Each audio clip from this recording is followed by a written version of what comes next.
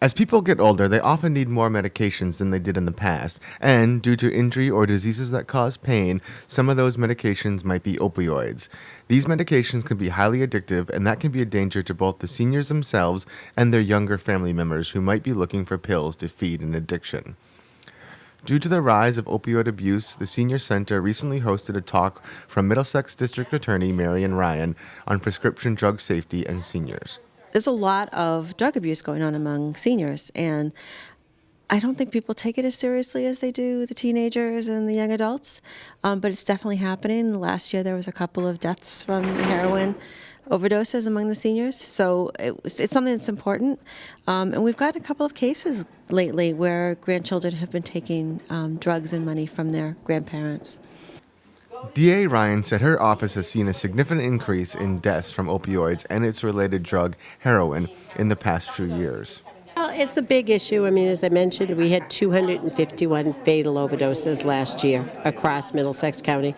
It's also just a resource issue. So, our goal is both in terms of the families and the people who are affected to prevent this, to educate folks to help do that, and also just to try to start turning the trend in the right direction. In her talk, Ryan had advice for seniors on ways to both protect themselves from being ripped off and for protecting their family members from abusing their prescription drugs. A few things. One is, in terms of protecting themselves, it's thinking about their own prescriptions, access to their prescriptions, being safe about that, making sure that their prescriptions aren't being tampered with.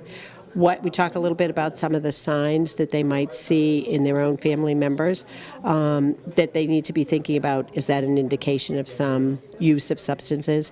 Protecting themselves from others who may come in their home, disposing of their prescriptions properly, and also just ways in which they might find themselves being manipulated or exploited by somebody who's trying to get a substance.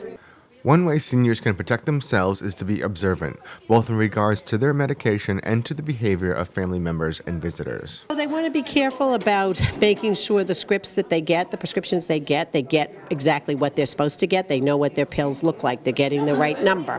That they keep track of them over a period of time. So if they get 90 pills, they're watching over that 90 days that their pills are going down at the right amount. Family members who are asking or demanding money from them, using their credit cards, keeping an eye on their valuable possessions. Jewelry starts disappearing, or seasonal things, the lawnmower, the snowblower, things like that might start disappearing. That's an indication that you probably got somebody in your life who's got a problem, who's looking to get some quick cash. The opioid crisis is a big problem that will not be fixed by any one measure. However, everyone who has prescriptions can work to ensure they are used properly, and the first step to do that is to be aware of possible ways in which someone else could take advantage of them and abuse the medication. I hope they're aware.